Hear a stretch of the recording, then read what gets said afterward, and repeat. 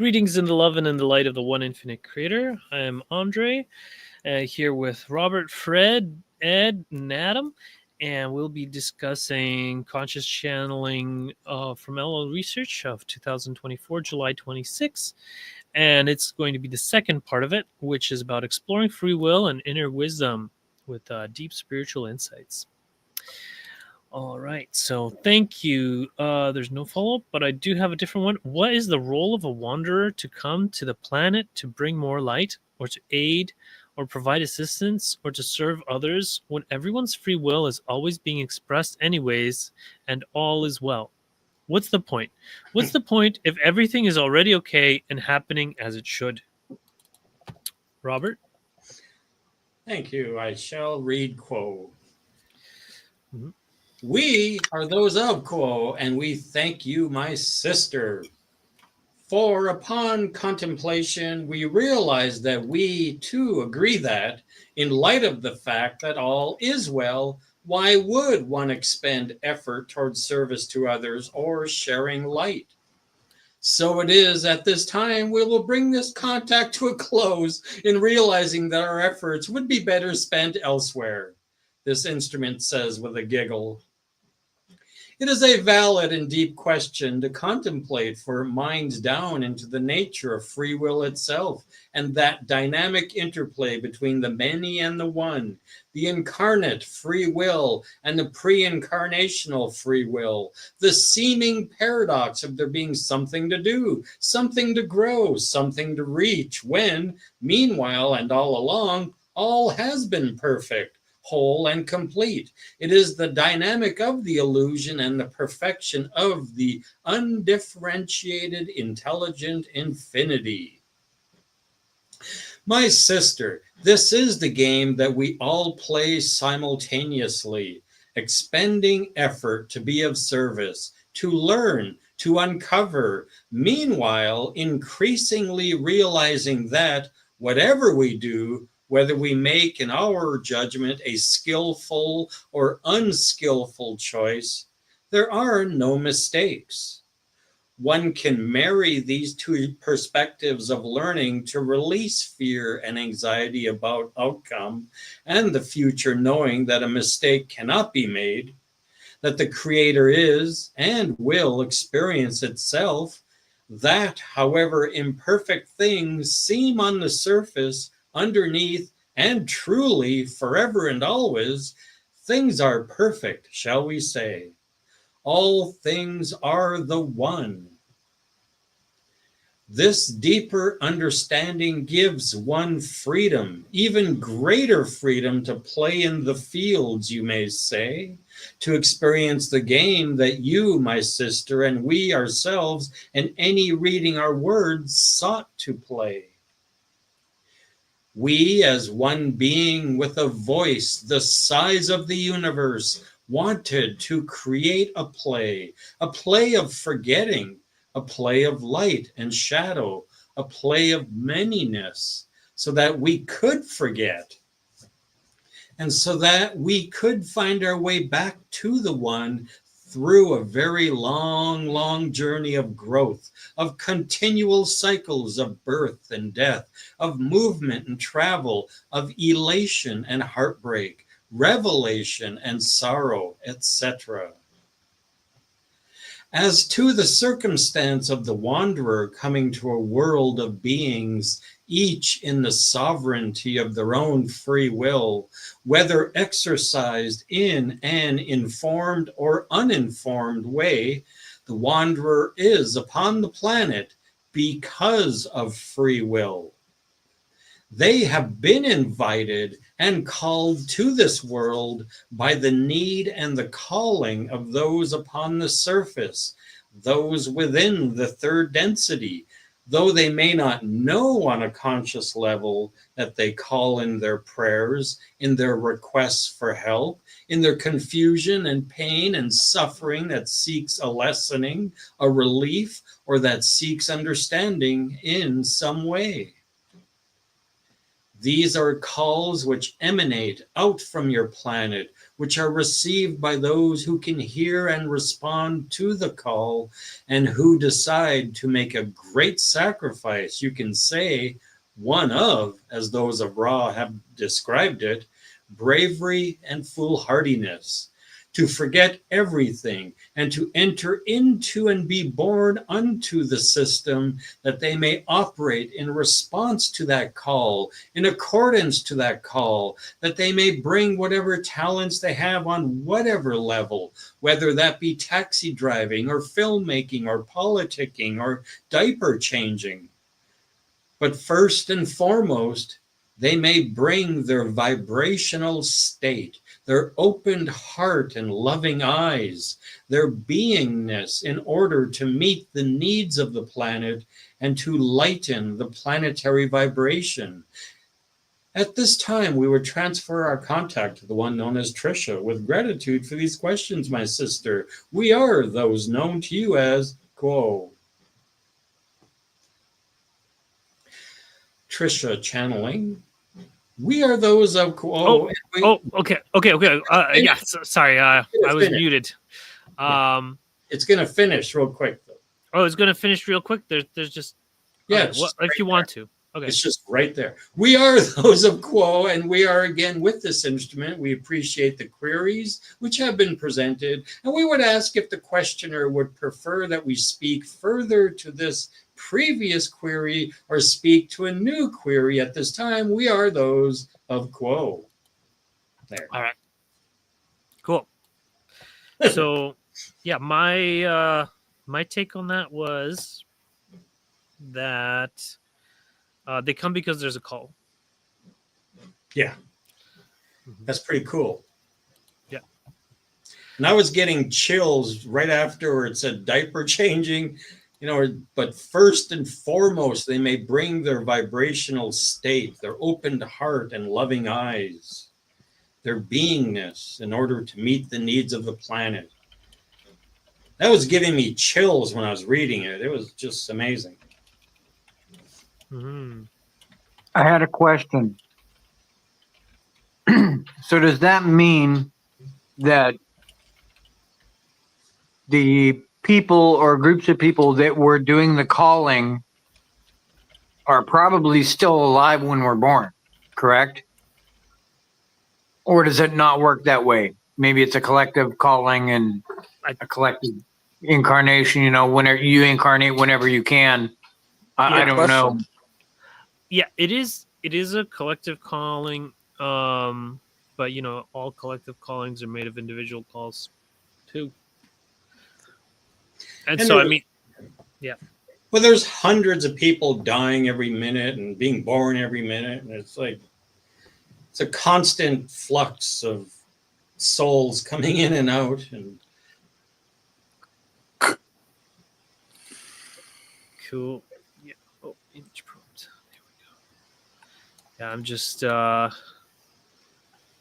trying to figure out how to work this with this new Chat GPT, because the new one doesn't generate images. The old one did? Yeah, well, the old one does. It's just that if you want to use the smarter model doesn't generate images. But anyway, so based include quotes of the original. Oh, that is quite a, when you ponder upon that, the calling, all the people that are like suffering, whatever they're suffering at or with or in or whatever, and it just creates a wave of energy going out as a calling, that if we are wanderers, you can question that. You can feel confident if you are one. You could also question it too, since there's no great certainty in this dimension or density. So here, the role of wanderers come to Earth to elevate the planet's vibration, provide support, and serve others in a seemingly perfect, even in a seemingly perfect reality. Despite the belief that all is well, their presence is a direct response to unspoken calls for help, understanding, and spiritual evolution emanating from those within third density.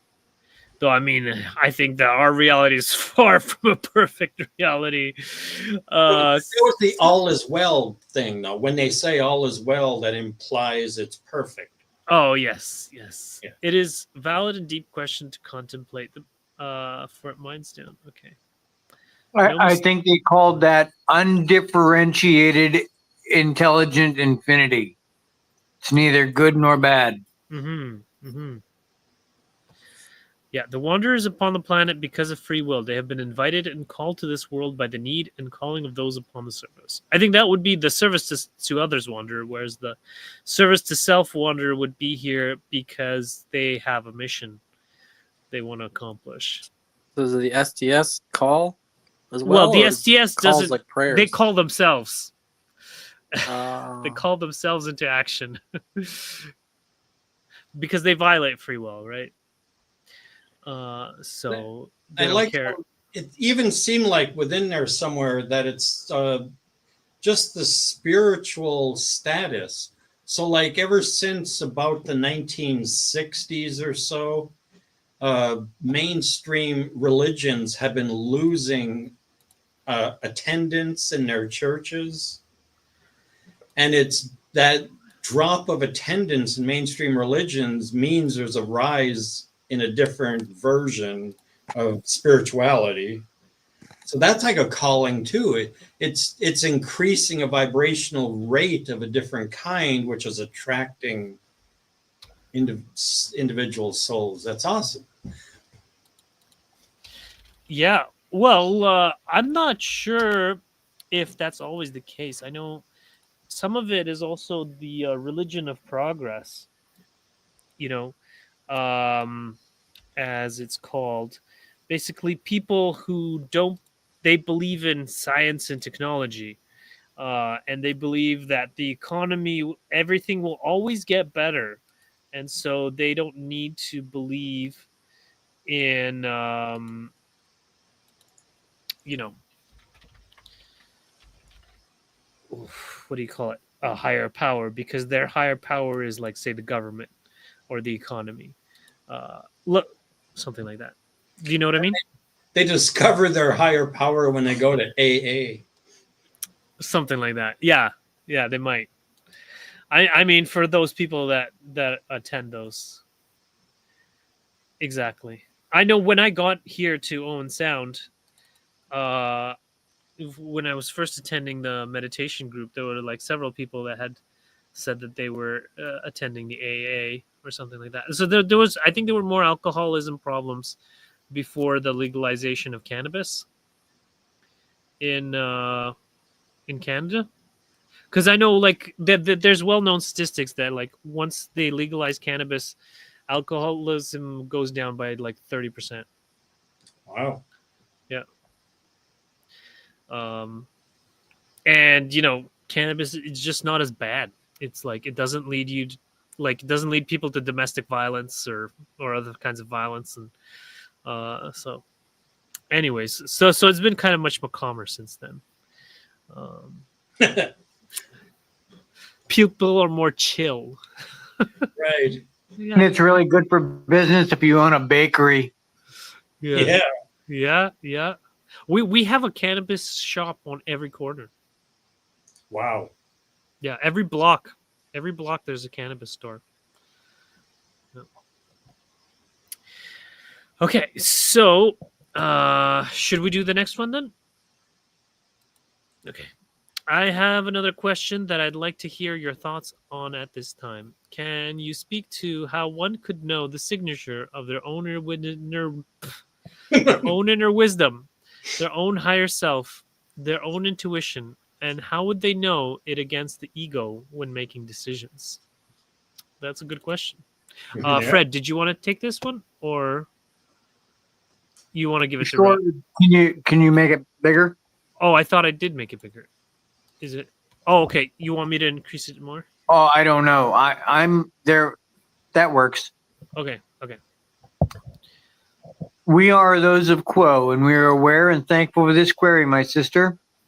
We feel that this particular query is quite important, not only for the general third density entity on this planet, but also for those in this circle. and within their circle of friends and family. That perhaps each of you have had moments or will have moments where you must attempt to decipher that which is one's intuition, one's higher self's guidance, and may challenge it against one's ego, one's monkey mind, if you will. The energetic signature of one's inner wisdom is something that is perhaps in this heavily veiled illusion difficult to untangle from the ever-flowing movement of the thought process. But we would confirm that there is a separate and distinct energetic signature, that which is the inner guidance. To define what that energetic signature may present itself as is challenging for us, in that it may present itself differently in each entity. But we shall attempt to, at the very least, speak to ways in which it may manifest. Ultimately, it is the individual seeker who will know. In examining this instrument in particular, we note that the inner guidance presents itself in ways that can be seen as magical and magnetic. That the spark of intuition is one that pulls the entity in the direction, or at least seems to, in the direction which is toward the greater sense of knowledge and well-being. It presents itself perhaps magically within this particular instrument, in that it may show itself in moments of crisis or confusion, and that as it has appeared within the instrument's view, that there is a knowing, that this is something deeper, that this is something that strips away the egoic costume, that this is energy which lacks the influence of perhaps the individual context, the higher self making itself known in ways that are powerful and seemingly central to the experience of the entity. And so again, these are simple ways in which this particular instrument has experienced the intuition, the guidance, the inner wisdom. That being said, the intuition may be sensed as what people of this planet may call a gut feeling, something that continues to show itself that is perhaps difficult to let go of. That is simply within one's field that makes a strong case, if you will, for something that seems outside of the self. It may be seen as a what you call light bulb moment, an instantaneous moment of clarity. It may be seen as a long-held truth that over time becomes clearer and more digestible or more obvious in the everyday experience. And since this inner wisdom can take on many flavors, can take on many colors, can take on many expressions, we would suggest that the instrument, that the entity, that the self who wishes to know, to channel this higher self, that they spend intentional time cultivating a relationship with that inner wisdom, with that energetic signature. That may be done in several various ways. However, we suggest that the most basic ways is through the practice of meditation. And in that intentional space of silence, in that the entity asks very explicitly for the introduction, the invitation, the handshake with the higher self.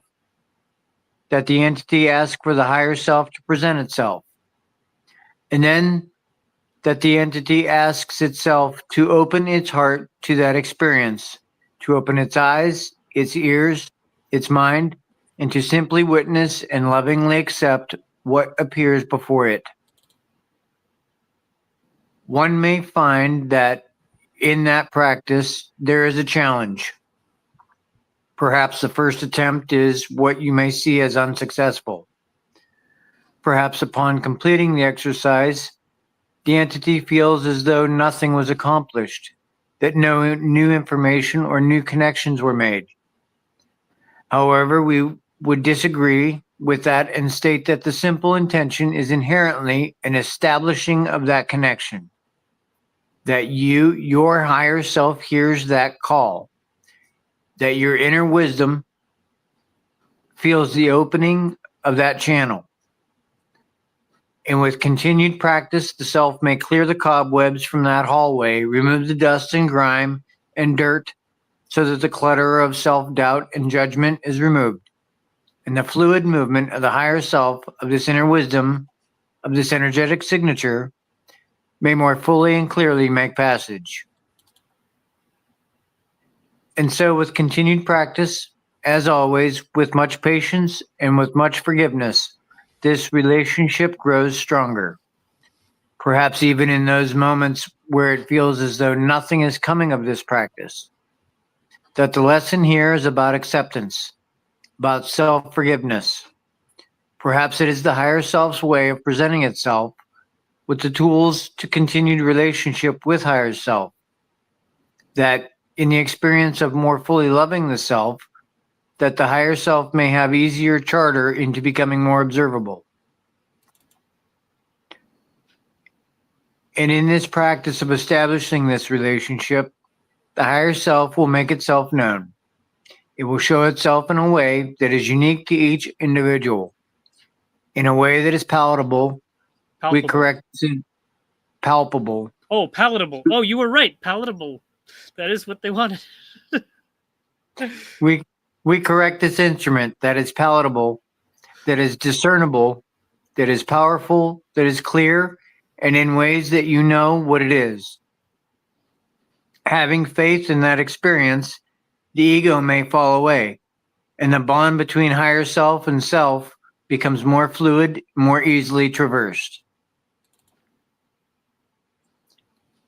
And so, my friend, we again suggest the practice of meditation, of asking explicitly for guidance, of asking for a strengthening of this relationship, and for asking that higher self show itself.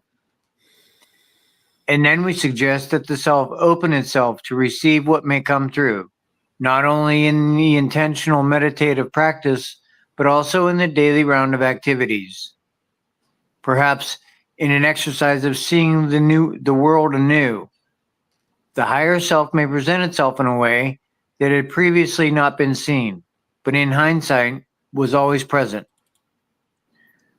For this much is sure, though may not always be clear, may often be hard to decipher, intuition is a birthright, and it is a constant companion on your journey. One merely needs to open itself in a loving, compassionate, and open-armed hug to that wisdom and trust in the purity of that connection. This instrument is feeling as though she may have perhaps spoken too much about her own experience and apologizes.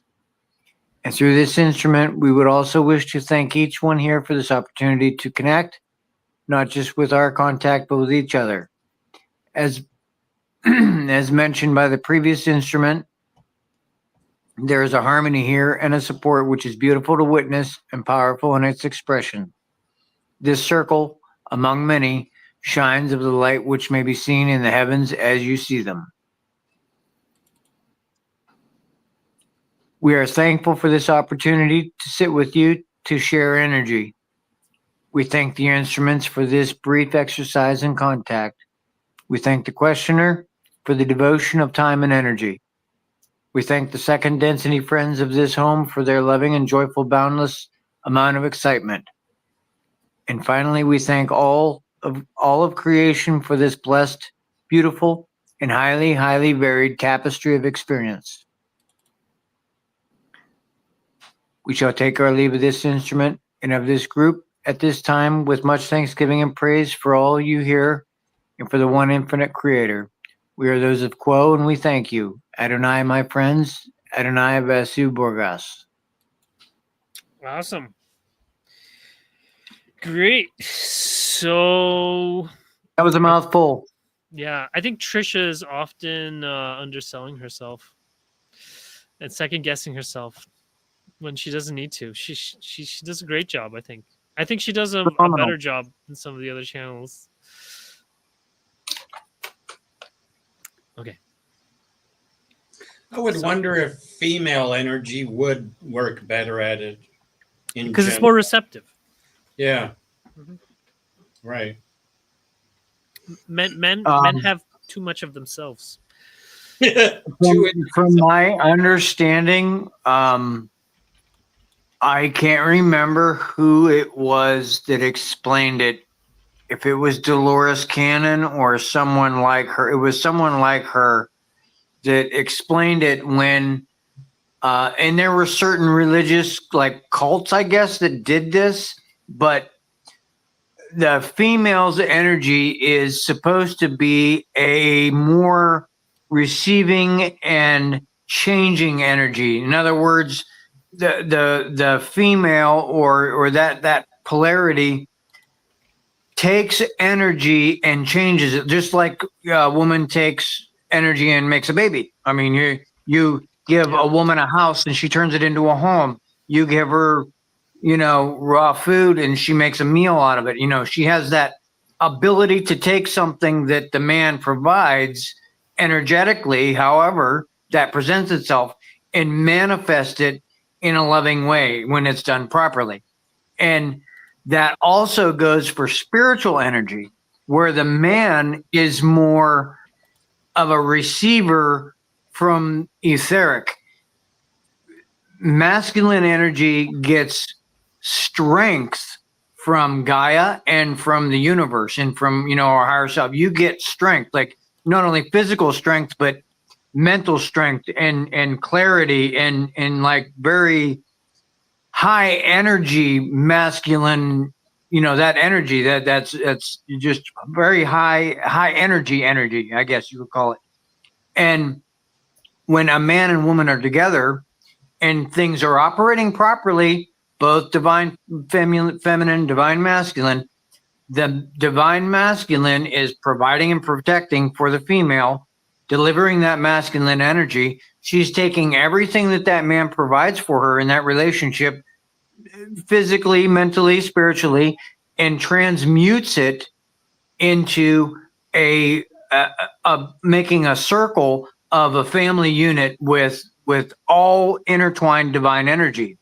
Now, when you get into adeptness and abilities, women seem to be, for some reason, way more picked on for channeling. Men, I think, more are for what I've seen described as healing. So when you have a woman channeling, that's like her, because it kind of makes sense because women speak more than men. They have more language than men. They have better vocabulary than men, and men are more strength based. More raw. So that kind of makes sense. But that's kind of my understanding of the dynamic of how that circles around. So if the woman is getting proper divine masculine energy and she has proper divine feminine energy and she channels, she's going to do a very good job. That's basically what I'm saying. Yeah. Well, and we know from the other contact that usually to get really high quality channeling, you want to have 3 people because you need the channel, you need the scribe, or you need the questioner and the one that's participating in the conversation, and then like asking the questions and hearing, and then the scribe or the battery. So you need someone kind of meditating to maintain the vibration. And I mean, obviously, you could do more than 3. You could have more than, 1 battery to maintain that vibration. But yeah, and then I think that another thing is that women are that they have more white matter in their brain, and the leadership style of women is actually to hear the input of many advisors, men and women, and then come up with something that is kind of the middle ground that should be best for everybody. And so that really is very conducive to channeling is because white matter, what is white matter? It is the channels, it's the axons, the connections of the brain, and the women's just have way more of them than men. Men have more gray matter, and the gray matter is like the dendrites, and so they can have uh, men can be more visionary, so they may like have an idea or some advanced concepts that they work on, and that you know women may not be inclined to do. You know, so it's also that distance, the difference in the perturbation. You know, anyways. So I just think women are geared to be better channels, biologically. Okay, so let's have a quick look at what we got from the summary. So, signature of wisdom, the energetic signature is something that is perhaps heavily veiled and difficult to untangle. Manifestation of inner guidance itself in ways that can be seen as magical and magnetic. Okay. And we would suggest that the entity, the self, who wishes to know, channel the higher self, they spend intentional time cultivating a relationship with that inner wisdom, with that energetic signature. Yeah, that's one of the things that stood out to me in this channeling was the intentional aspect of asking. I don't know if they said asking. Right. Yeah. I was like, that's a little good excerpt just to have written to read before you meditate and be like, let me remember this before in my meditation. Yeah. Yeah, you have to ask. The practice of asking explicitly for guidance and asking for a strengthening of this relationship, asking the higher self show itself. Yeah. So having a good relationship with your, guardian angel or your higher self or whatever you want to call them is really important. Like I know I've worked on it for years and I have a great relationship. Whenever I need something, I can just ask and know the answer immediately because we have like instant telepathy, you know, full 3D and, with the holographic imagery. So and it just comes from practice, many years of dedicated practice, and it works. Let's see what else they had. Did or okay. Perhaps overcoming initial challenges. The first attempt, what you may see as unsuccessful. Feels nothing was accomplished. Okay, well, but there was. So, with continued practice, the self may clear the cobwebs from the hallway, remove the dust and the grime and the dirt. So the clutter of self-doubt and judgment is removed, and the fluid movement of the higher self, energetic signature, may be fully and clearly make the passage. That's exactly what I was saying. Like you practice, and then you can clear it up and make it much easier. Practice of meditation, of asking explicitly for guidance, asking for the strengthening of the relationship that the higher self would show itself. That's exactly. So, anyways, regular meditation, explicit intentions, open acceptance, patience and forgiveness, daily awareness. Okay. You guys want to mention anything about this? Well, what we said about having women, their energy and stuff, this group could use that presence also. It helps round things out. Yeah, it's nice when Ashley can make it. Yeah, I'd have to. There's over 111 individuals in this Facebook group. Yeah, it would. Yeah, it would be nice. It would be nice. Who knows? Maybe you guys can find someone that would be willing to join. I'm just so busy. I barely even have time to. Well, I mean, I didn't even have time to make an event. So I can try, or if someone wants to volunteer to help me with that, then that might help. We almost had Amy a couple weeks ago. Yeah, let's. This is being recorded right now. Yeah. Okay. Yeah. Okay. Now let's do. Now make a guided meditation for But that would be the I was going to say something like that too. Guided meditation, the instructing, helping individuals finding the channel to their higher self, an open channel. That sounds awesome. I love this. Yeah. All right, let's do it. Everybody ready? Is everybody ready to do a meditation? Oh, we're doing one. Okay. Hold on. Right now. No time like the present, guys. So find a comfortable and quiet place where you can sit or lay down without interruption. Gently. You're not supposed to interrupt me. Go lay down. Okay. And okay, gently close your eyes and mute your microphones. Take a deep breath in.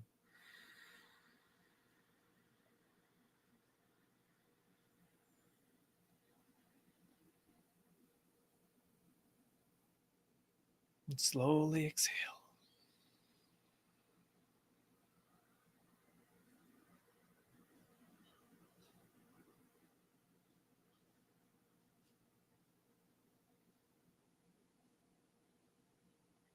Allow your body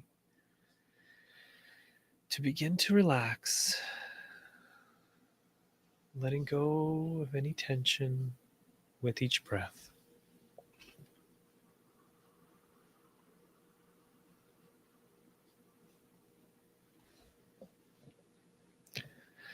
Take a moment to settle into your space, feeling the support beneath you, whether it's a chair, a cushion, or the floor.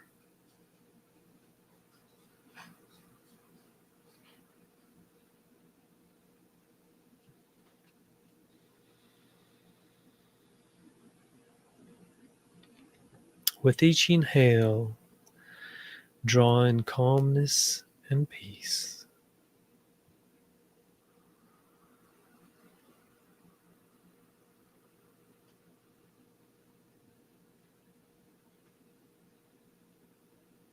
With each exhale, release any stress or worries you may be holding.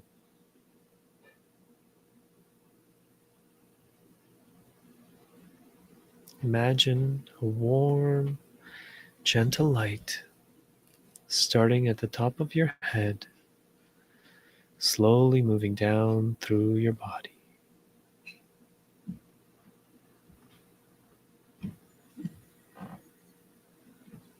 Feel it relaxing you, letting it flow down, feeling it move through your chest and back and abdomen and hips. Continue down through your legs, all the way to your feet, bringing complete relaxation.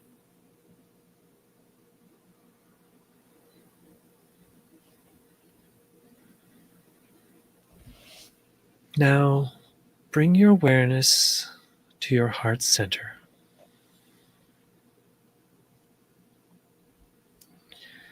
Set a clear intention for this meditation to connect with your inner wisdom.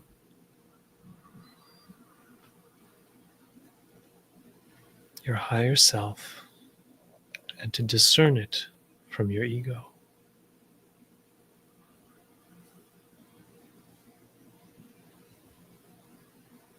Silently affirm to yourself, I am open to understanding and recognizing my inner guidance.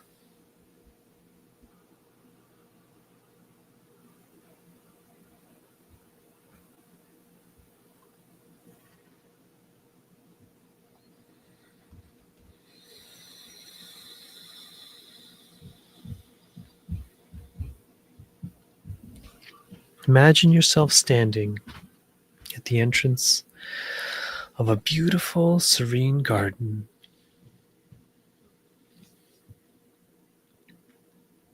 This is your sacred space, a place where you can connect deeply with your inner self.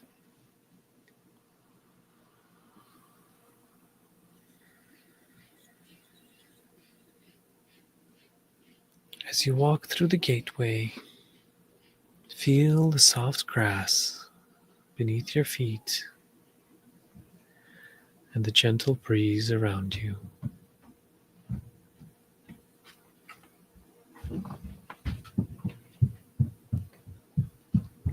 In the center of the garden, you see a tranquil pond. The water is clear and still, reflecting the sky above.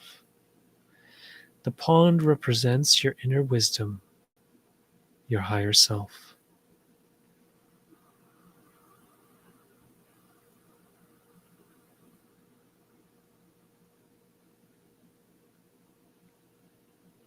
Approach the pond and sit comfortably by its edge. Take a moment to gaze into the water, noticing how calm and inviting it is.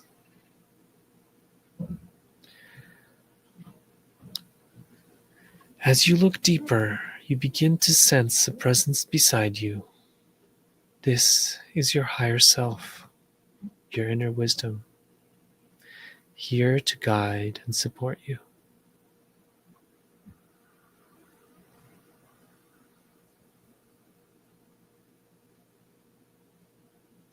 Feel the warmth and love emanating from your higher self.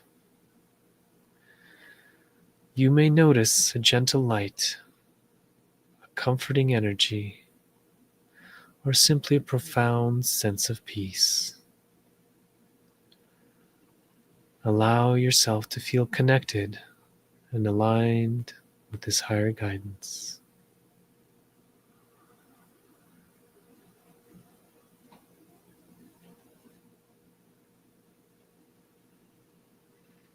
Now, bring your attention to any thoughts or feelings that arise.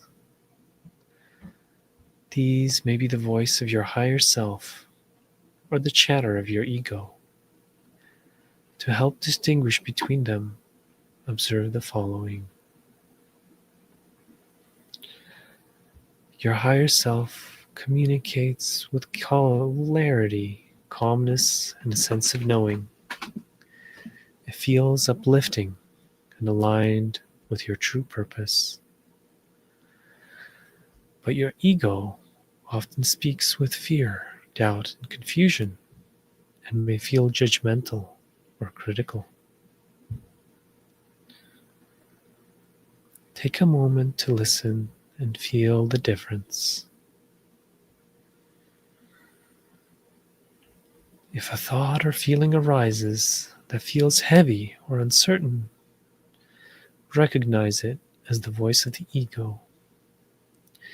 If it feels light, clear, and true, embrace it as the guidance of your higher self.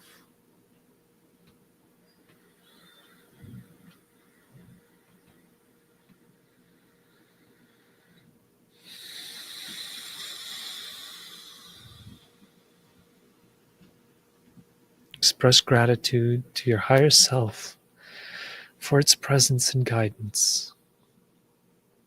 Affirm to yourself, I trust my inner wisdom and honor its guidance. Feel this connection strengthening, knowing that you can return to this sacred space whenever you need clarity or support.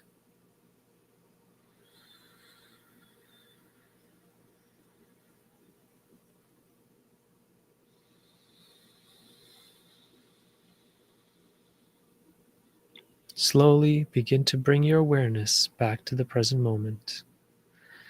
Feel the surface beneath you, the sounds around you, and the rhythm of your breath. Take a deep breath in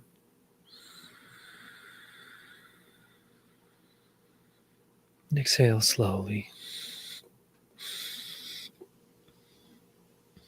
When you're ready, gently open your eyes, carrying with you the peace and clarity of your inner wisdom.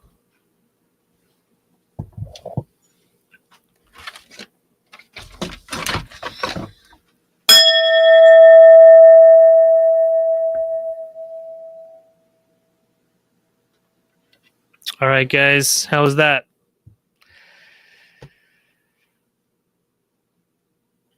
Good. Did you guys want to unmute? Because Thank you for that, Andre. That was beautiful. Great. Towards the end, I was getting the goose flesh. Cool. So did you guys meet your higher selves?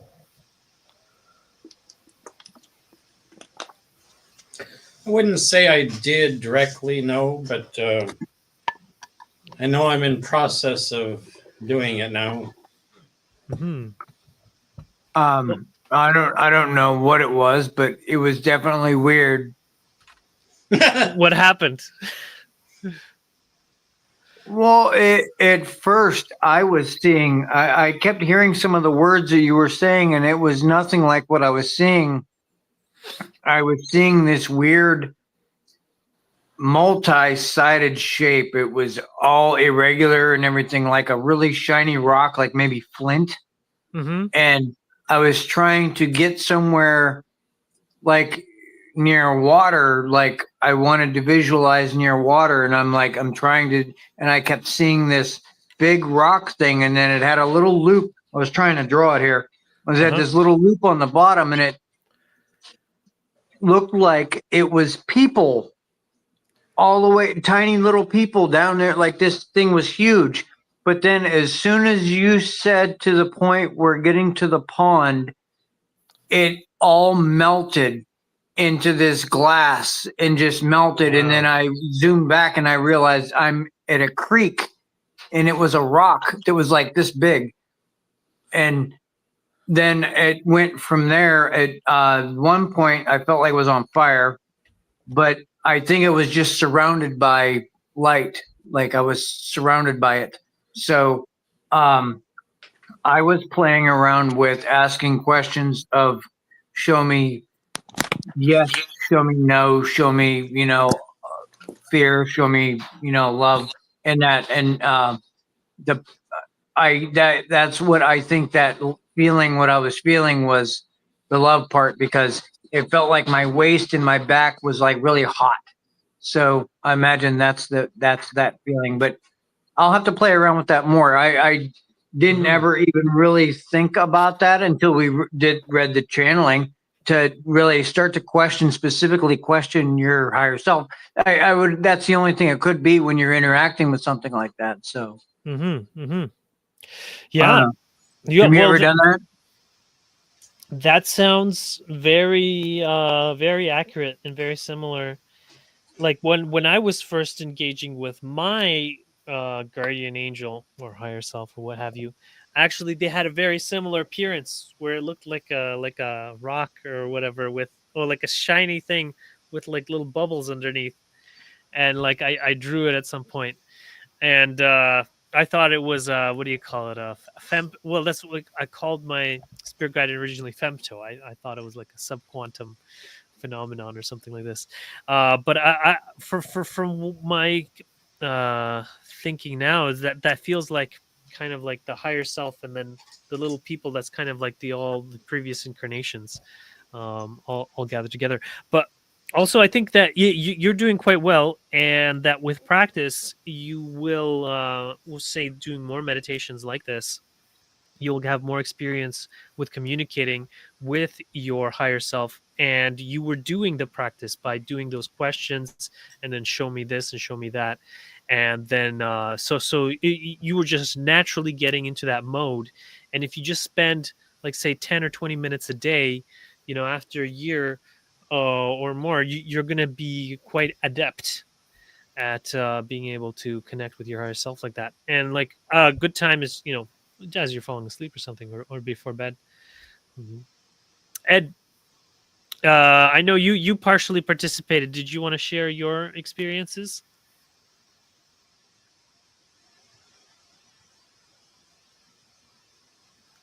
Hey Ed, we can't hear you. Oh, sorry. I guess the audio doesn't work today. Robert, how about you? Did you want to share? I was visualizing nicely. I was like I said, like it said in the channeling too, that clearing away cobwebs, grime, and dirt. I mean, I have made communication attempts with my higher self, but never this intently as they gave in this channeling, which was very good. I like that. So I've already got like some degree of openness to it. I just have to work on the greater intent and clarity of that now. I just never Can really you hear me? into it. Yes, we can hear There's you that. now. Yeah. Yay! Finally. Oh, Woohoo. great. Okay, Ed, did you want to share your experience? Okay, so the higher self thing. Yeah. Okay. So I did it. It was really, really lovely. Actually, it's really lovely meditation. I love your voice, and it's very, hypnotherapist. I like it. But I've said this before. My higher self's a dick. I noticed you Same were thing shaking your happened. head a lot. Yeah, like the same thing happened. Right, as soon as you said the bit of like you feel somebody standing next to you. Yeah, and like I was looking at the pool, and the pool was amazing. It was beautiful. I felt all serene and lovely. And then you said like the person as soon as the person next to you, it was like a fucking cloud came over the top of the sky. It's like everything went grey. Yeah. I turned around and there's this fucking purple fucking weird fucking thing next to me, and I'm like, what? Oh, not again. Yeah, you know what? Actually, I've had experiences. It basically of my higher self also looking like a purple, foggy Monster. cloud. No, Yeah. like a disgusting creature thing. Well, basically a lot of convoluted energies. I know earlier in my kind of spiritual journey when I had a lot of conflicting emotions and things like that, like my spirit, it was in much greater turmoil. Well, like the way I explained it the first time that I had a real kind of contact, right?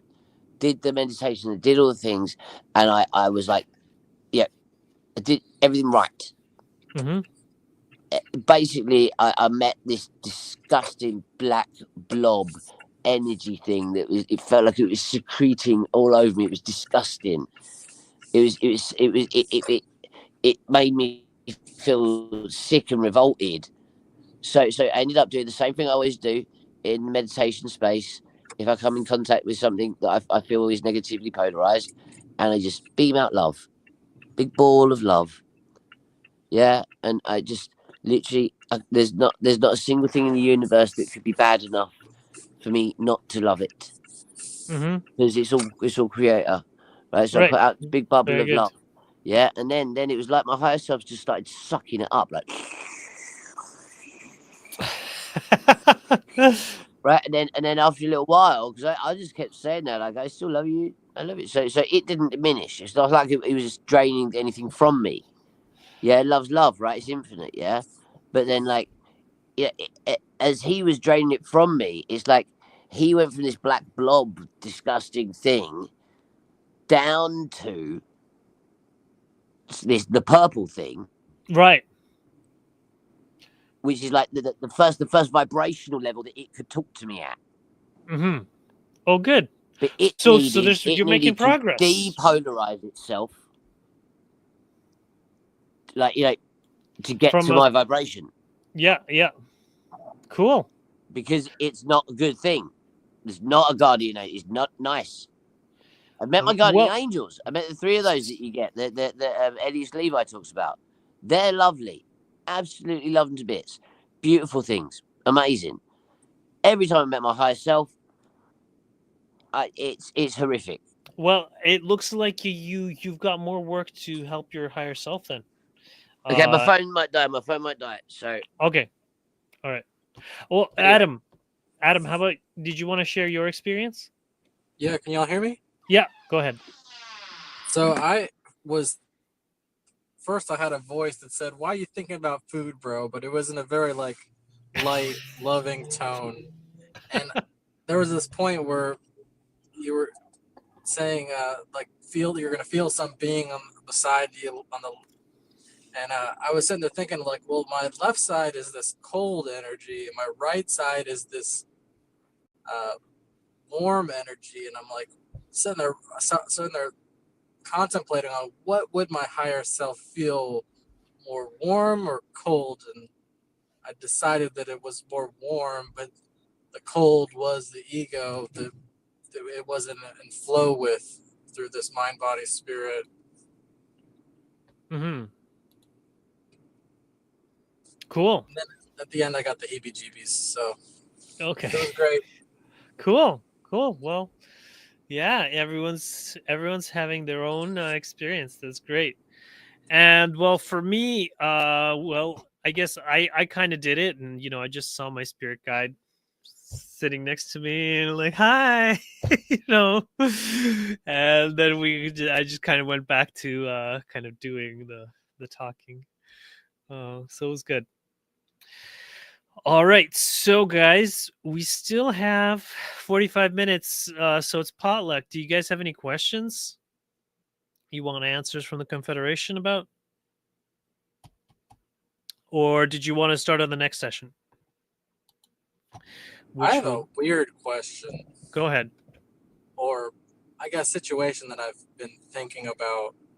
I realized I was in the Law of One study group on Wednesday a couple weeks ago, and I got stoned, and I was like, I'm gonna take a bath and still participate in this group, and I'm pretty sure I flashed my dick to everybody in the group by accident, but I feel super like embarrassed by it, and I was just sitting there from like a Law of One perspective, like what would the other group members think, or how would you feel about seeing another naked mind, body, spirit, like, and not asking for it? Like, how much does it hurt their ego, or how much karma may I have made from doing that unintentionally?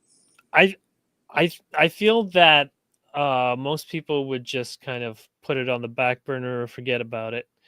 And the main source of karma would be any unforgiveness that you have towards yourself. So you'd have to forgive yourself, and then yeah, that's my take. I don't know, guys, what do you think? I'd have to agree with you. One of the biggest things that I have to myself get over is the concept that everybody's watching you all the time, and in reality, most of the time, nobody's even paying attention to anything other than themselves.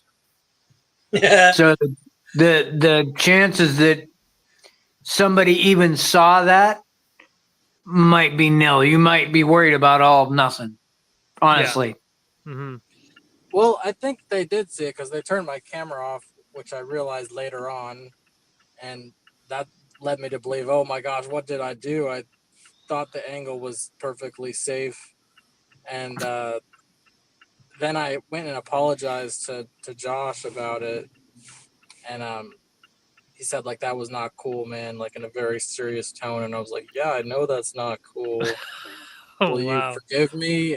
And it was just like, that's not man. cool. Oh, this So was I in was Josh's thinking, group. I was sitting Wow. there thinking like, okay, if that's not cool, like why are we offended by it? Like, why would I want to be around energies that's not cool? And it just got me thinking, like, You might get somebody DMing you wanting to hang out,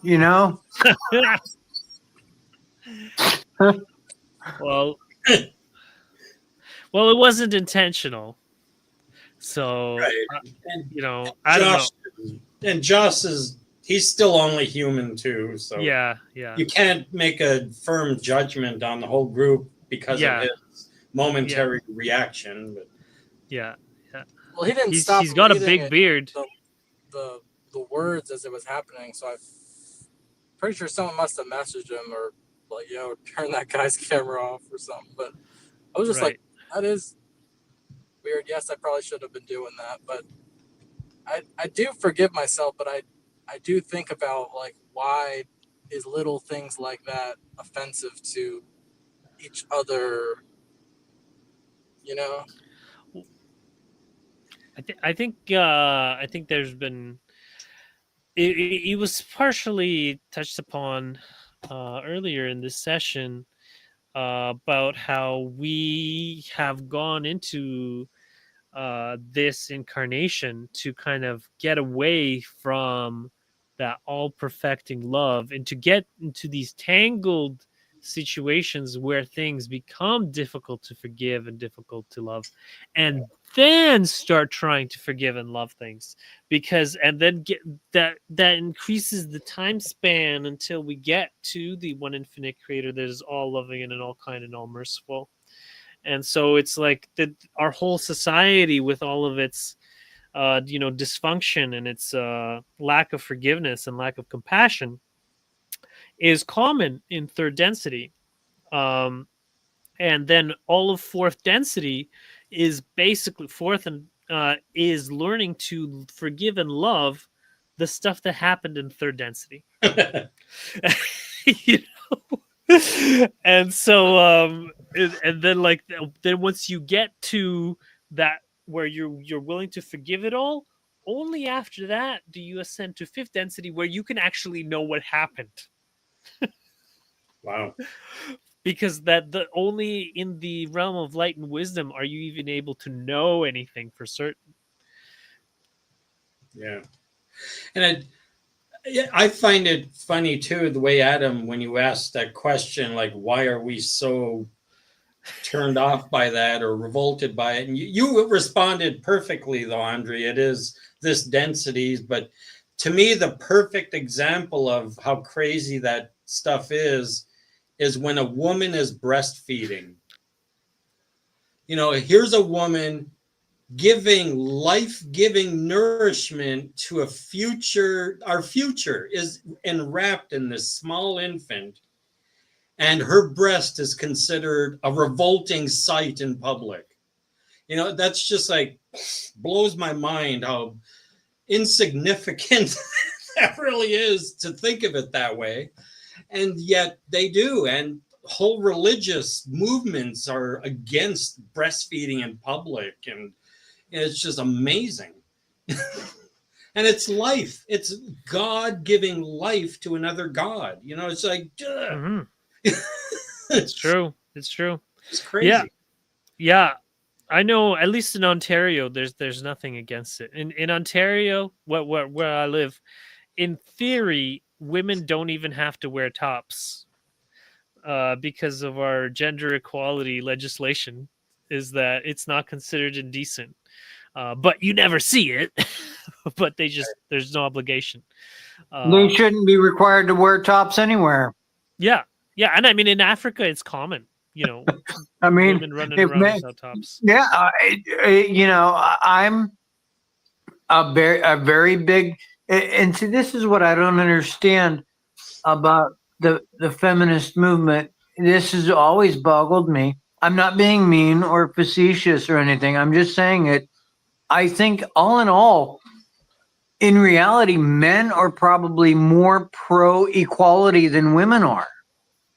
Really, when you think about it logically, if a man's able to do it, then a woman should be able to do it too.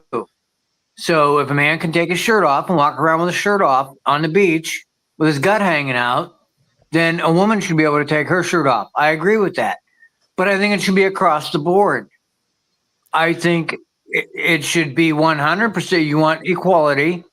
Fine. Equality is equality. And people like to pick and choose what they want for to decide on what is equality and what isn't, and I think that's where the misstep comes in. Well, I just wanted to mention that in terms of these gender norms that we're talking about, that a nice contrast to it would be Afghanistan, the least gender equality place on the planet. And if where the women not only are they not allowed to show their face or their eyes, They're not even allowed to speak or sing in public. So we were discussing this in another group, and where it stems from is basically the fact that the Afghanis are unwilling to take responsibility for their own emotions, the Afghani men. And so basically, what's been happening is that an Afghani man says, "Oh, I saw her eyes, and then I couldn't control myself, and so I just had to rape her." And then they're like, "Oh, well, it's the woman's fault. She let her eyes be seen." And then after they put all the veils on, it's like, "I heard her voice and I couldn't control myself and I just had to rape her."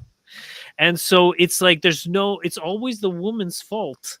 And so they just add more and more restrictions to the woman because they're not willing to take for the man to take responsibility for their own feelings and to have any kind of self-control. And so I kind of in our discussion group, we were saying how in the West we have a lot more self-control, at least, the people who are raised here in that, we know that it doesn't matter how they dress. We need to maintain self-control. Otherwise we'll be in trouble. you know like they could be walking around with just like those stickers on their nipples and maybe something on their bottoms, maybe not, I don't know, but we still have to be decent human beings and respect their free will and their space. I've heard of that too. Many a rape in the Middle East was due to ankles. Just seeing or ankles. fingers. Yeah. Yeah, exactly. And that's how they justify it. But here it's not a justification because we believe people are responsible for their own behavior. No one else makes you behave that way. I know exactly what you mean when you're saying that, because my son, when he was his first year in the Marine Corps, was when the Biden administration brought in all those Afghan refugees during the pullout. And his group was in charge of, I think, 5,000 or 6,000 of the refugees in they used an Army-based training center in, I think, Virginia, for where he was stationed. And he was there for about 6 months. And he ended up, he almost got in trouble because the Marines were not allowed to have weapons because these were like supposedly civilians. Mm-hmm. And so they weren't allowed to have guns. They weren't allowed to have a knife. You weren't allowed to have anything. And luckily he had his knife on him because a group of men that were there in this gang, basically, I mean, you're talking 5,000 people. It's customary there in Afghanistan that every Thursday, the women of the family take the little boys in the family and put them out on the front porch for the men in the village to come by to gather them up and rape them in the woods or wherever nearby. That's customary. Oh my gosh. These men were going around looking for boys to rape because it's just accepted. It's not even a bad thing that they don't even. It's just accepted. I've seen the videos. He and the guy he was with literally caught a group of men gang raping a little 8-year-old boy, which at the time was the same age as his little brother. Oh and he just lost his mind. And they arrested the guys and everything, but they did not understand why they were being arrested. Yeah. Yep. They didn't understand why it was wrong. Like, we do this at home all the time. Literally. That's how they look at it. Yep. Yep. And then you know what? In the UK, they just let them go free. They're like, "Oh, you could do that all the time in Afghanistan? That's fine. You could do that all the time in the UK or the Europe, whatever. Different laws for you guys than for the rest of us." I don't think anybody lets that happen. Are you sure, if Edward? You find out that happens, you try to stop that happening. I don't think anybody just lets that happen. That's fucked up, dude. I thought that you guys had... That's fucked up. I thought I thought that's how you do it in the UK. Well, I know in the U.S. you get stabbed by somebody that doesn't have a knife. Right. Yeah. Because I don't know, like at least that's on Twitter. They're saying that Keir Starmer. That's what's happening with Keir Starmer, is that he's putting in prison people that complain about what's happening, and then releasing the people with the sexual offenses. But and then he laughs about it. But anyways, so here I got some quotes on responsibility and self-control. Maybe we can find something about that. Okay, here. You know what? I have a better way of doing this. So okay, or did you guys want to read a session or something? Or I can try to make one on self-control here. Hold on a second.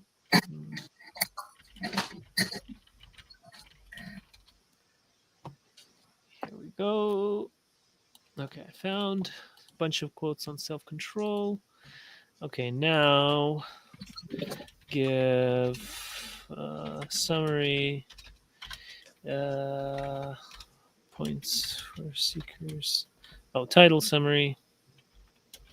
I get when I first was reading the raw contact material and they were talking about their experience on the planet Venus, I was getting the impression that it's not a matter of self-control as much as it was of freedom of expression, where there was a more lenient sexual life. They were able to express more easily and openly without fear of problems. That's what it seemed like. There was a more loving way of doing it too.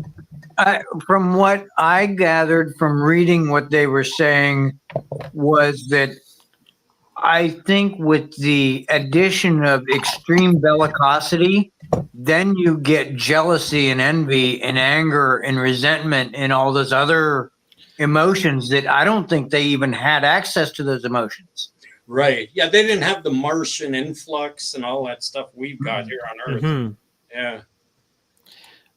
So here we got the unique, dual nature of self-control.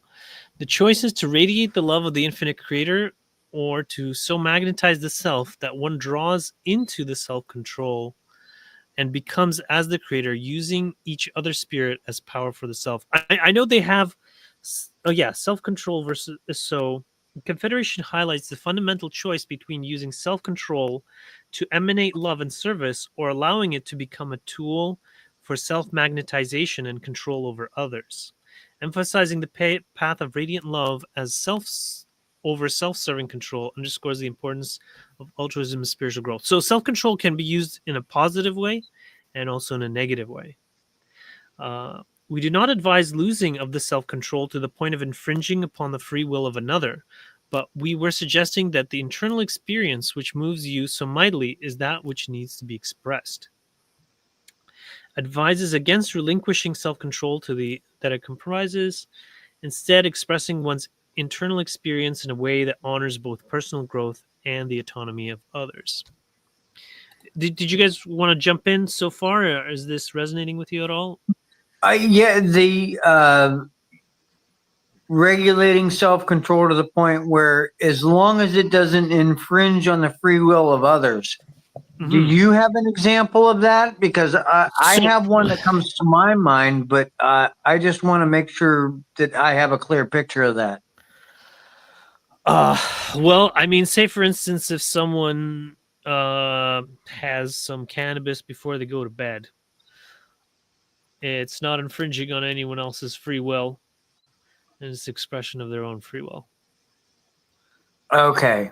You're talking about the expression of free will then. Well, that's what I'm thinking. Infringing, losing the self-control to the point. So you're not infringing upon the free will of another. But you're... Okay.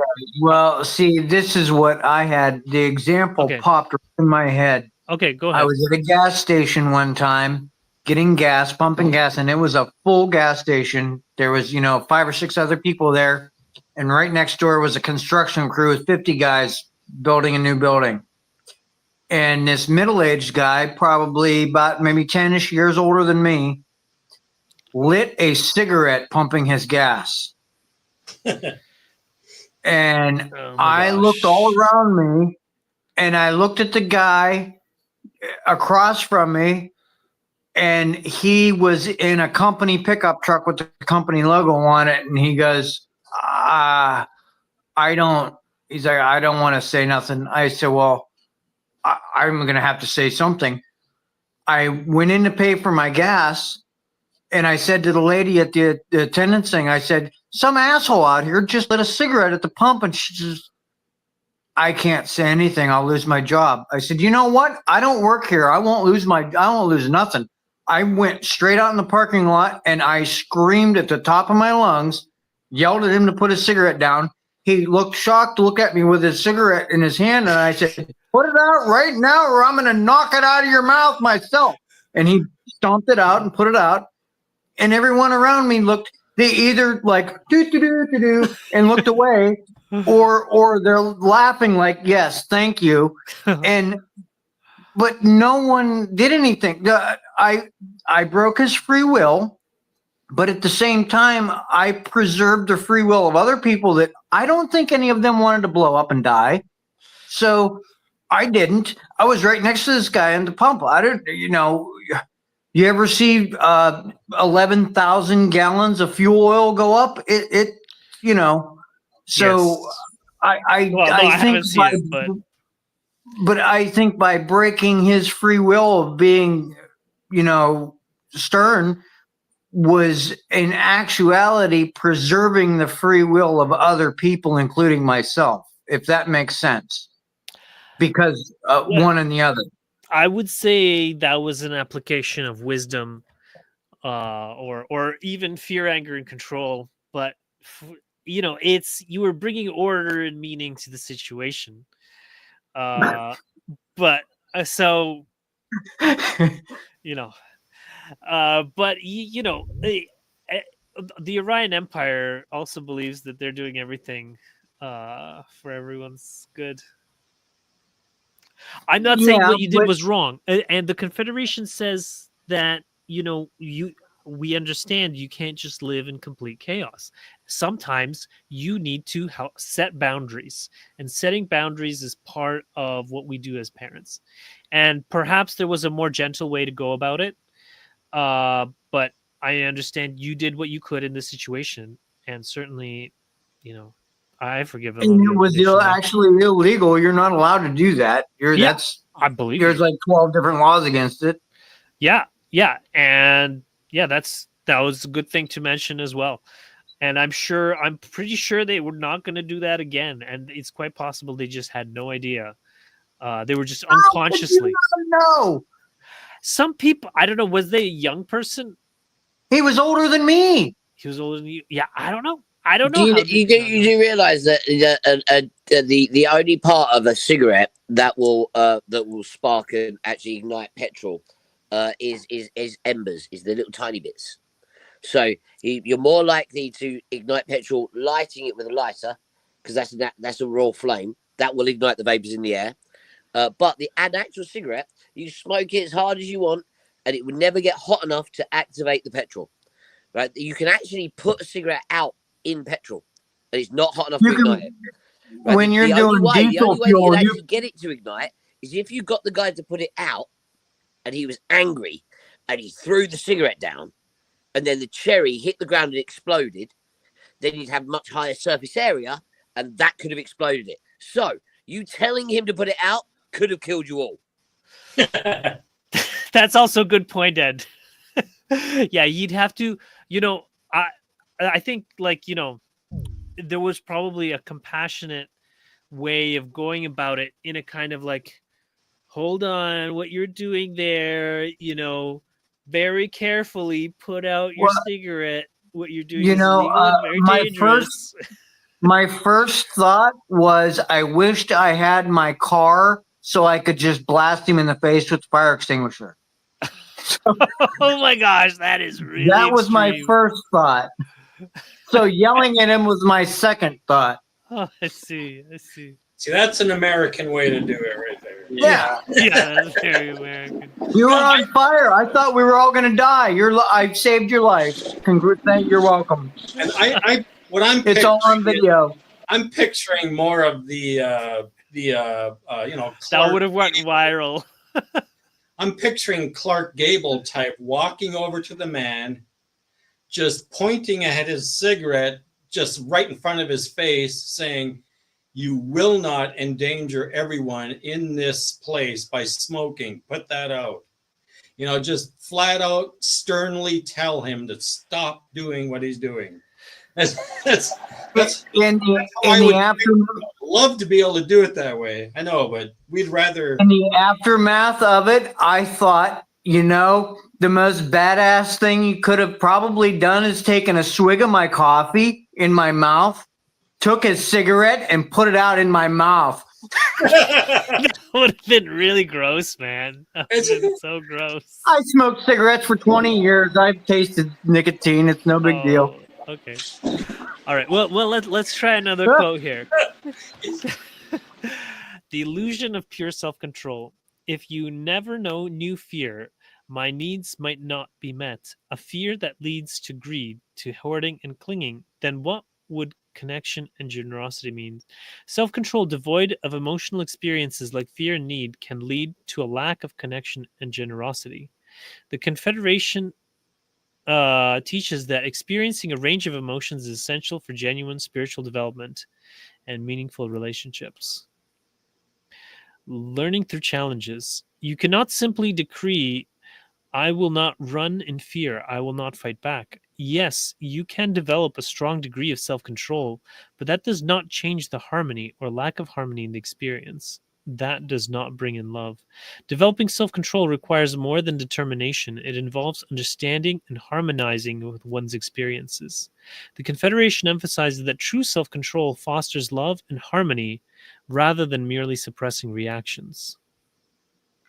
That's a good one to note, just because some people confuse like there's the neutral way of dealing with things, which is simply not to deal with them, right? And that leads to disease and death. And that's if you simply don't react. But yeah, the true self-control that serves to others increases love and harmony.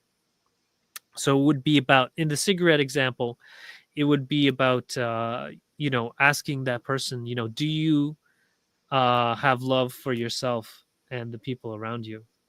You know, are you are you kind? Would you be so kind as to put out the cigarette? That would be the Canadian way of dealing with the situation. you know, Yeah. um, You're living upstairs of a meth lab, so it's different down here. yeah, fair enough. Self-control as a positive tool. There are indeed very positive uses of control, and this instrument would call it self-control. While self-control can be misused, the Confederation recognizes its positive applications. Properly harnessed, self-control serves as a beneficial tool for maintaining focused discipline and alignment with spiritual goals. The balance between discipline and acceptance. Ra offers an alternative understanding in negating control in favor of acceptance and overall balance. Contrasting traditional views that prioritize control, the Confederation advocates for a balanced approach that integrates acceptance. Here, let's expand on this. Expand on this quote. It's all public domain. Unfortunately, that's another issue with this thing is the new chat. It has it refuses to do quotes over 70 characters unless you tell it that they're public domain, because it's afraid of copyright infringement. So it's exhibiting fear now. It's becoming more human-like all the time. Oh, okay, yeah. Oh, I forgot to give it the actual quote. Okay, this quote.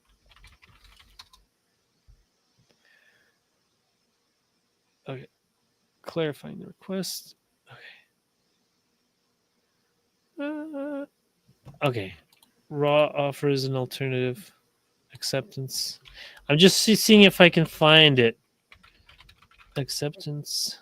Oh, it's in the overview. Oh, that wasn't one of the actual quotes from the Confederation.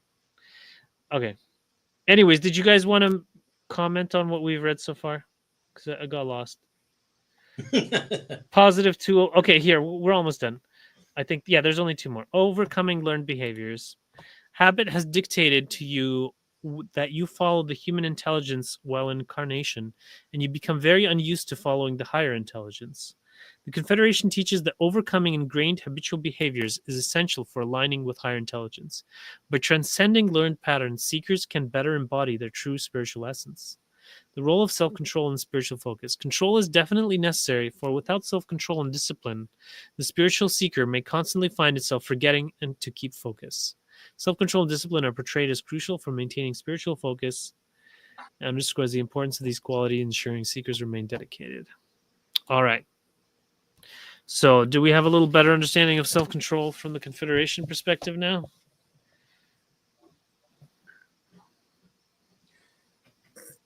So, from my understanding, habitual learned patterns is basically the same thing as saying personal tradition. Or cultural, Well, like if they're habitual learned patterns and it's a personal tradition, that can be also a cultural tradition, which I will remind everyone, traditions are nothing more than peer pressure from dead people. yes, exactly. So, like for instance, I read about this thing in America which is called honor killings. They're common in the Appalachian area, and they're actually a descendant of the Scottish shepherds, sheep herders that came to the area because they were highly violent and were because most shepherders they have, unlike agrarian societies tend to be very peaceful because your neighbor can't steal your crops, but your neighbor can steal your sheep. And so if someone steals your sheep, then they're more like they have a higher they go and kill their neighbor. And things like that. So anyways, so this honor killing thing came from the Scottish heritage of the Appalachians culture and has spread all through all the way down to Texas through the Appalachians. And it's kind of a cultural thing. And I know, Fred, you were saying you had some of those clan feuds just near where you're living. what, the Hatfields and McCoys? Yeah, exactly. See, McCoy is a Scottish name. That was my grandma's second husband was McCoy. Well, there you go. See, so they come from that heritage of those blood feuds. Well, there's a tradition in Islamic teachings also of honor killing, where like if a son or a daughter doesn't want to follow Islamic traditions, then the father can decide to kill them because it's better they die a believer than a non-believer. Right. Yeah. There's that too. Didn't Muhammad decapitate someone famously because it's better that they die than live as an infidel? Yeah, that's what started it. Yeah. Now it's super common in Muslim countries, unfortunately. And we have to secretly say these things, or else we're accused of being anti-Semitic or Islamophobic or something. You know they call it chivalry. Yeah, what's It's chivalry? Islamic chivalry. That's what it is. They call it Islamic chivalry. Yeah. Because like in Western chivalry is like you open the door for the lady, and so Islamic chivalry is she doesn't wear the hijab, so you kill her. and push the gay man off the roof. All right. That is, I read a book on virtue. Here, how about we do a thing on virtue now? Virtue. Oh, That's just another form of tradition.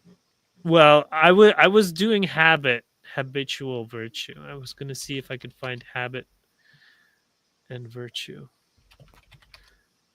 There's only a few. Okay.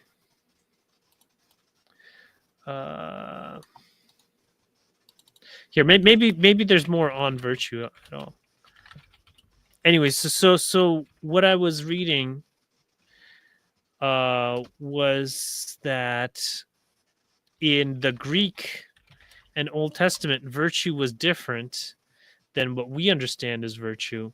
So they considered vengeance and Do you know where virtue comes from? where does it come from? Okay, so virtue comes from veritas. What is Veritas Mhm. is something that you would get on a battlefield. So it's like valor. Oh, So you win victories on the battlefield, you have valor. So you then think of the virtues that would win you that battle as the part of that valor. There's the same root. Oh, wow. So all virtues, every single one of them, has a root on the battlefield that you're then supposed to be a better person in real life doing those things. Wow. Makes sense. So I guess Sun Tzu's Art of War would be the one that's actually virtuous in that respect. So basically, the book I was reading was saying that the Old Testament and Greek virtues were things like vengeance and anger and things like that, whereas the New Testament virtues are forgiveness, love, and kindness. Because it's battlefield shit. Yeah, Jesus became victorious over both Judaism and the Roman Empire through forgiveness, love, and kindness. Those were his virtues.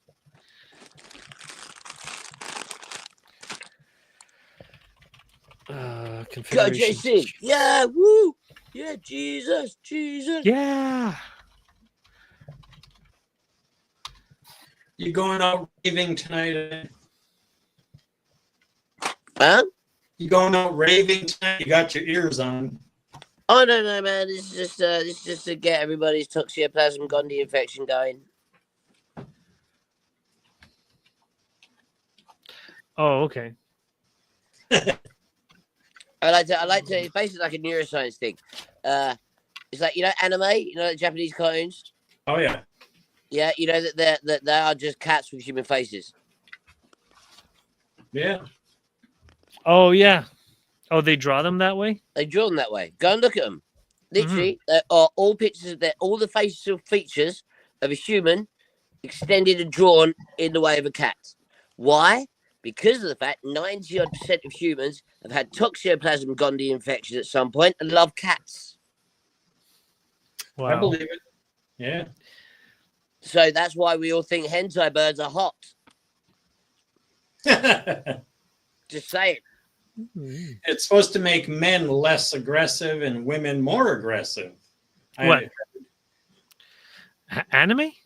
No, that parasite that he spoke of. Toxoplasmosis. Yeah. Oh, Okay, so there's actually a really, really good theory about it's causal because they haven't actually found a direct loop, but they reckon that if a little baby gets toxoplasmosis within the first couple of we are talking like first 6 weeks or something before its immune system can build up a defense against it, they reckon that might be the overall root cause of schizophrenia. Wow. Because they've been looking for it for ages because they know it's something that can happen. And they reckon that toxoplasm gondii infection, super, super young, affects the brain and how dopamine processing works. And then after that point, the way you have neuroplasticity changes. And that's what leads to schizophrenia. Well, crazy, right? I know there's many theories on that. Oh, okay, all right. Do you want to hear my weird theory about this? Has anybody heard the theory that cats are genetically modified creatures just like us? Yeah, I have. I know there was a guy, Tilop Sangrampa. He was really big on that. Yeah, so like we've had our genomes The fucked cat with. We had aliens this added, came that and added, gave this us changed, that cats. changed. Huh? The cat aliens came and gave us cats. Well, no, not cat aliens, but the same aliens that genetically modified us, they fuck with cats as well. Right? Look. Cats have been with us a lot longer than any other animal. Yeah, Yeah. like a lot longer. Like My stupid amount understanding longer. is just that Right, because of the fact we never really needed to domesticate them. They just started eating the pests, and then we started feeding them, and then they just lived with us. We never caught them, trapped them, and they had to change. They've always been there. And this is since like we first like it's weird. It's like thousands of years until we realized we could breed chickens. How? But we had cats that whole time.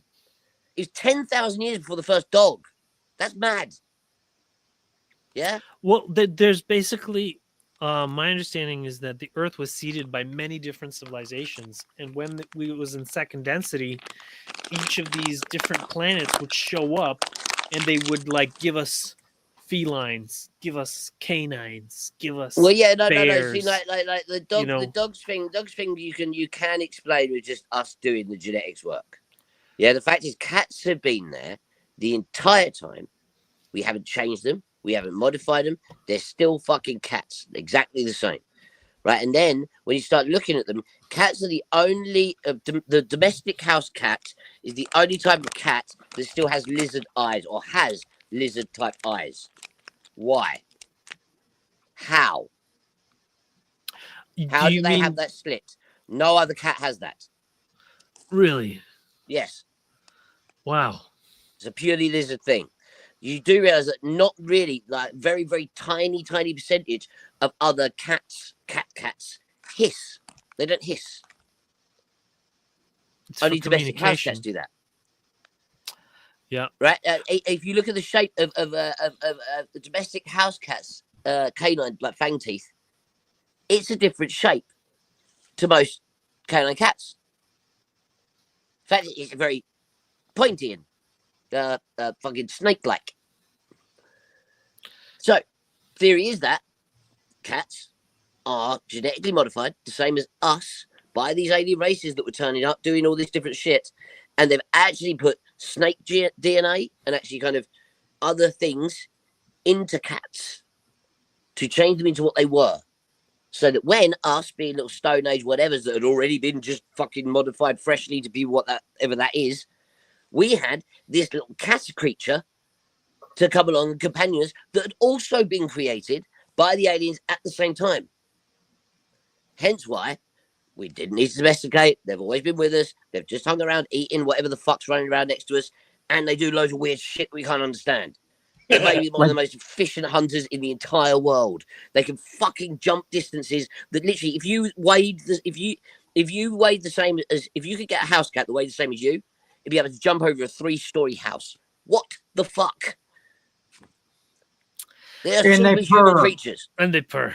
Yes. And they purr. And when they purr, nobody knows they how they do it. at a frequency that changes your fucking how they do it.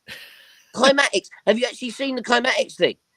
Like the cat's purr creates specific stable climatic patterns. Yep. Right? Yep. Like, I posted that video on my appear. Facebook once. Huh? I posted that video of the cymatic pattern of a cat's purr once. Yeah, it's very. They reckon that most animals actually communicate via geometric patterns that the sound makes. So you see anything about dolphins? Yeah. Yeah, where they project the sound out in the clicks they make actually produce climatic patterns in the water that they reckon the other dolphins can read. And they use bubbles too. Probably. Just that's a whole level of communication that we haven't even like considered existing. It's interesting too when you think about the cat, you saying how they're not genetically modified by humans at all. I believe they modified humans. The cats did. No. That's what I'm saying. Yeah, the same time that we were modified. Yeah, well, they made the cats modified. What is they probably made Toxoplasm gondii and put it in everything to protect the cat creatures that they'd made. Yeah. And that's what I'm agreeing with, because what is the cat's favorite sound in the human world? The can opening. They made us create canned foods for their pleasure. Can I just say, yeah, my old cat Blaze, yeah, all I need to do is pull a Rizzler out of the packet. He'd be running through the door, sitting on my lap, ready, purring away. Blaze was a very appropriate name for that cat.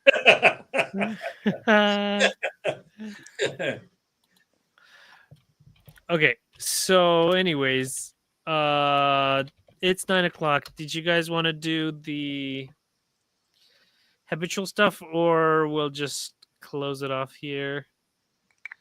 Or about cats? I got a cats. Here.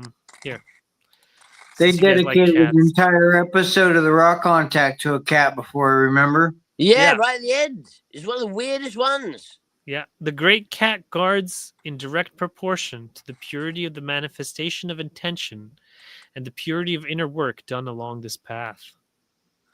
Cats as spiritual guardians, historical and cultural significance. We look especially at this culture of ancient Egypt, which found great use for the form and function of the cat, serving as guard to many of the rooms of the initiation chambers and rooms used for learning and service to others. Okay, dude, can I jump in here?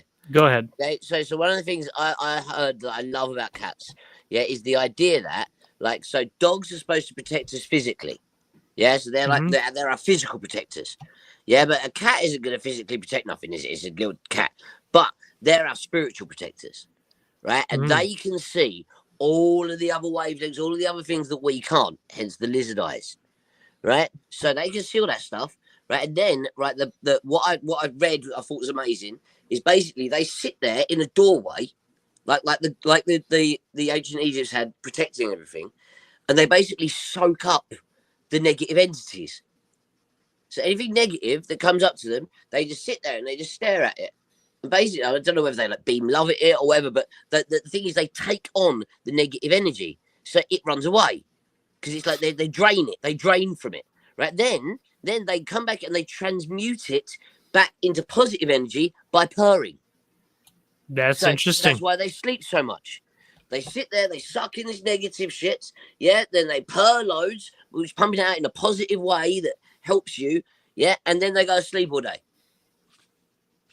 Cats rule, man. Love that story. That that vibrates in me, man. Yeah, that's awesome.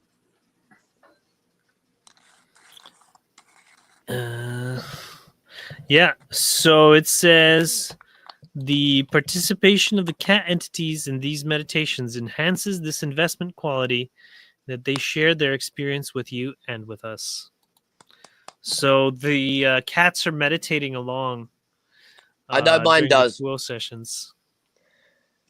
Did I tell you guys about the time I accidentally gave my cat DMT? No, what happened? Well, so I did a big, and I breathed it all out, like just I breathed it out. My cat just put his head underneath the little curtain bit that I've got in my little room, and into directly into the plume of smoke. So he just put his head. I was like, oh god, no, God, something, and then he ran off a bit. So I was like, oh shit, I put the pipe down, got myself sorted, managed to not go into the spaz fucking other dimension shit, and then he came back, yeah, and literally he was like this, he was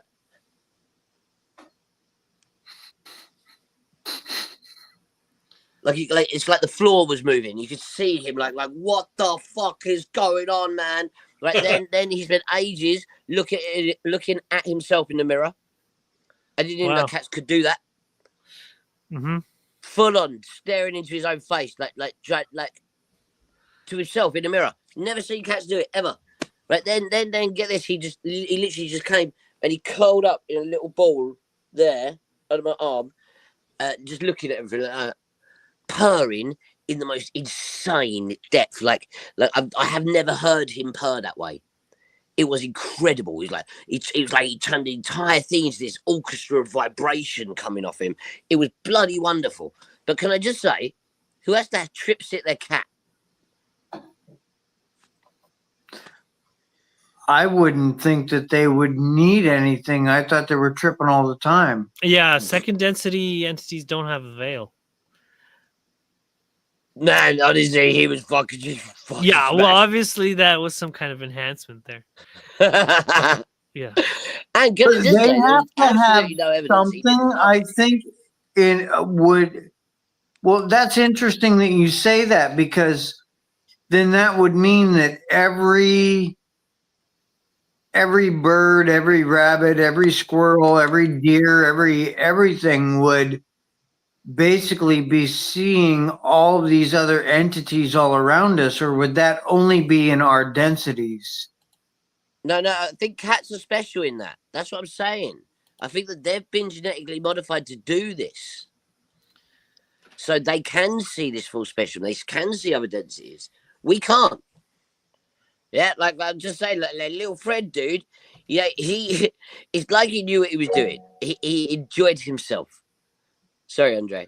Oh, I well, definitely. yeah, Sorry. Well, I just wanted to round off our discussion here because we're past 9, and it seems like this is kind of what we're just about talking is overcoming learned defenses and fears and creating new habits for spiritual growth. So fear is an emotion. Fears comes from many places. It's forever eating and forever unfinished. Fear is the dark side of love. Fear often drives habitual defense behaviors. The Confederation encourages seekers to confront and embrace their fears with love and understanding. By doing so, individuals can transform fear into courage, fostering resilience and deeper spiritual connection, creating new habits for spiritual growth. You can gradually build up for yourself at the cellular level a tendency towards grabbing those inputs that are fear-based and rewriting your cellular information so that you become more and more able to become sick. What I think this was a misquote. Creating new positive habits is essential for spiritual and personal growth. Provides consistency. Okay, cellular level. Yeah, pay attention what it says on the very bottom of your screen. Chat GPT can make mistakes. Yes. Here, cellular. I think that it's one of those. It's another one of those partial quotes. But most likely, what it's saying is cellular information that you can make yourself sick or you can make yourself healthy. Here it is. A cellular that you. Okay, I found that quote. And then the one after. Similarly, if you think conscientiously and constantly to the best of your ability in a fearless manner, affirming your self worth, affirming your health, or affirming the sufficiency of your physical supply, you gradually inform your body at the cellular level that it does not have to respond to environmental inputs in this fearful nature, thereby beginning to make yourself less and less pervious to the damage done by habitual fearful thought.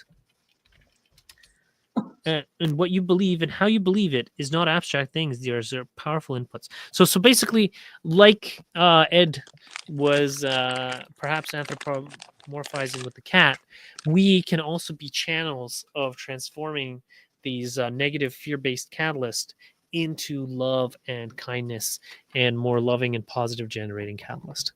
Inner alchemy, man. Inner alchemy. That's right.